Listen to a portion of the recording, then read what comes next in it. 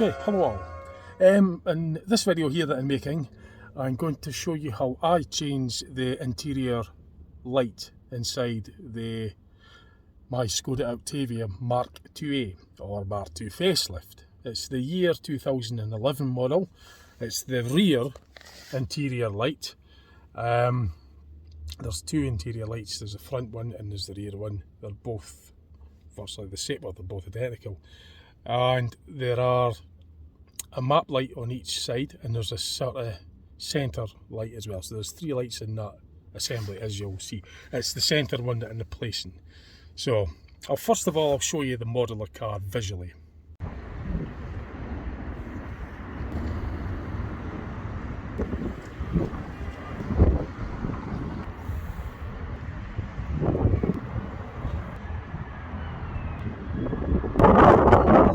So on my model, that's the type of light. That's the front one. The rear one is like such, and this centre bit is the bulb that's going out. So the first thing you have to do is get the correct bulb, as you saw at the start. There are the LED versions. I don't want those, I just want the standard incandescent type bulbs, so I've got that. And the first thing that you have to do to get the bulb changed is what I'm doing. The first thing that I have to do anyway, because this video is only showing you how I do it, is get the plastic diffuser off. So the first thing that I do going away to do, this is how I do it, is to get the plastic diffuser off. Now I just used a blunt instrument like such. You could use all sorts. This is just what I had at hand at the time, and I just want to remove the plastic diffuser. I don't want to pry into the complete unit. It's just the plastic diffuser. So I just put this badge basically between the line in there and also at the front and at the other end. You can see where it clips in. You don't need tools as such, and then it just basically comes out to reveal the bulbs. There are two types of bulb.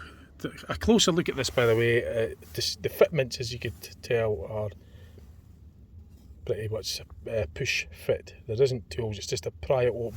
That's all you're wanting to do. You don't want to put it in here and pry the whole unit out. It's just the plastic cover.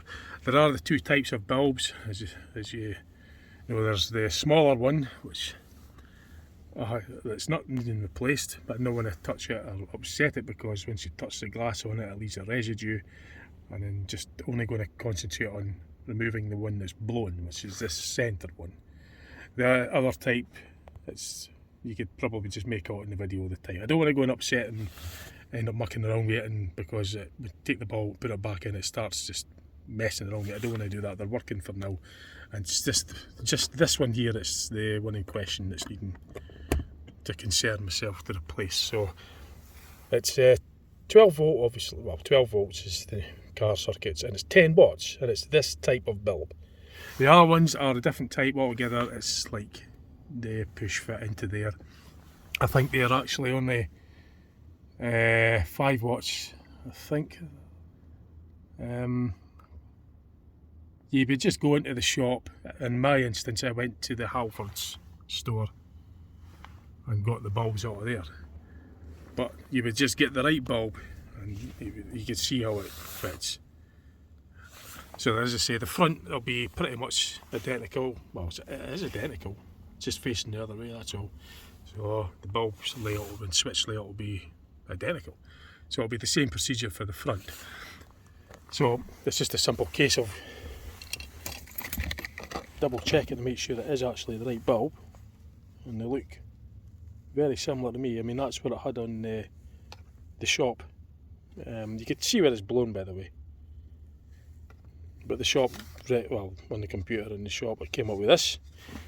The glass envelope looks a wee bit fatter, but the fixtures look the same. Just check the power rating on this, because it's 10 watts. It says in the shop, so I need to get the power rating of this. So I'll turn that light off, it's just reflecting. Yeah, I found it now. So there it is, it's 10 watts. I'll try and show you on the camera. There, just see it on the camera, I think. Yeah, you should be able to see it now. 12 volts, 10 watts. You could, it keeps going out of focus, but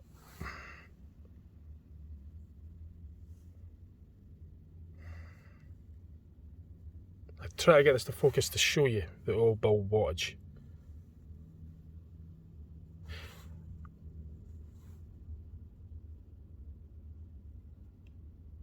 12 volt, 10 watt. That's the power. That's the more important. And the fixtures look the same. It's just the glass envelope on this new one looks a wee bit bigger, but it should be enough clearance to fit in there.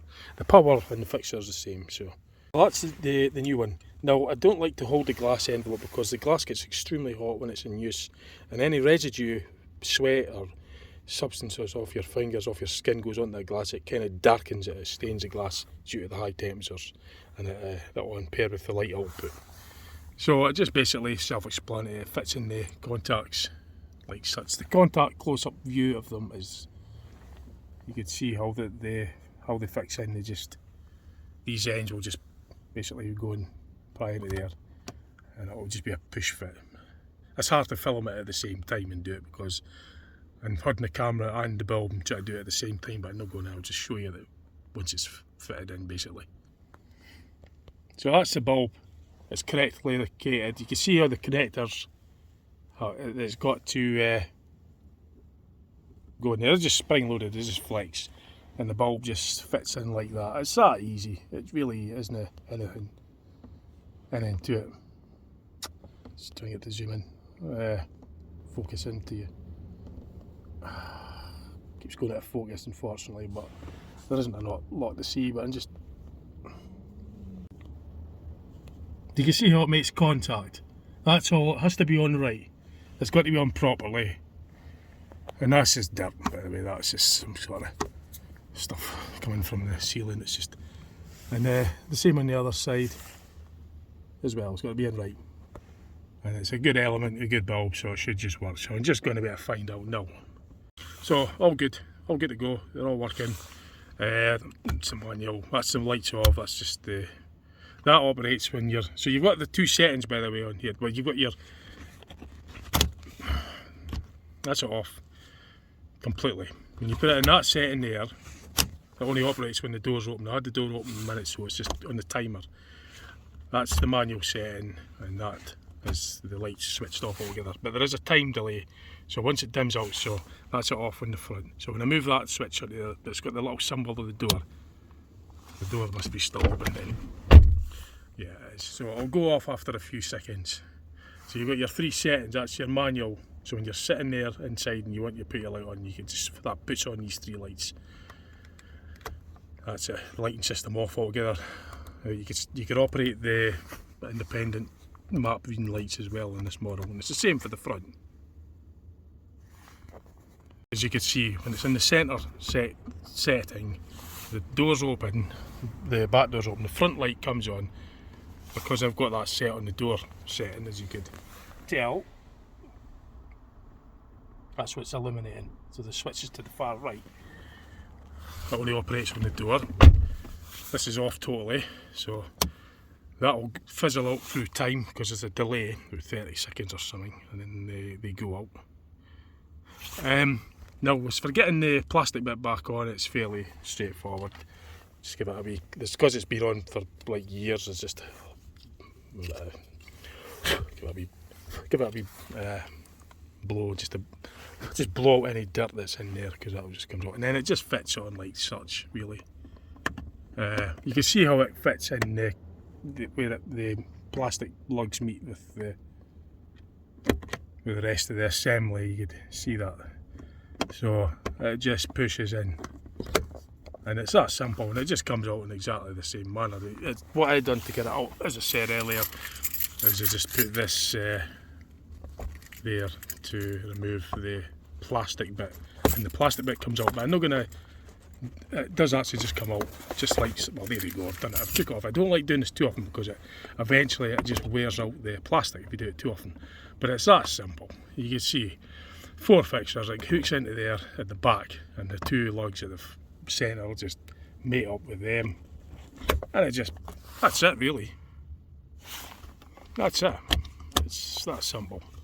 So yeah, that's where I was going. It's the opposite way around, of course. So that has to be assembled. That switch has to be right over in the back in this instance, because it's back to the front one. In the front, it's on the left, the near side, because it's just flipped. The whole unit's on the other way around because it's rear. It's on the off side. It's on this side. So this switch setting is showing the door symbol, which means when you open the doors, that operates. And if you want to do it manually, you just move it to the right. It'll show that symbol there, which is your manually setting. If you want your lights not to operate at all, whether the door's open or not, you just put it in the centre bit. That means when you open the door, it won't illuminate. And you can do the same for the front as well. So if you're not wanting to be highlighting inside your car when you're getting in and out, you can put it on that setting, and the same with the front. So if you want your courtesy lights to come on when you open the door, it's just, as I say, just flick it there. And regardless of that switch, you could independently put on these map reading lights, which uses the smaller bulb. And I think they're 5 watts, and I think the main one is, well, the main one is 12 volt, 10 watt. You saw that. And these smaller bulbs, I think, are 5 watts. Again, make sure you check with the shop before you.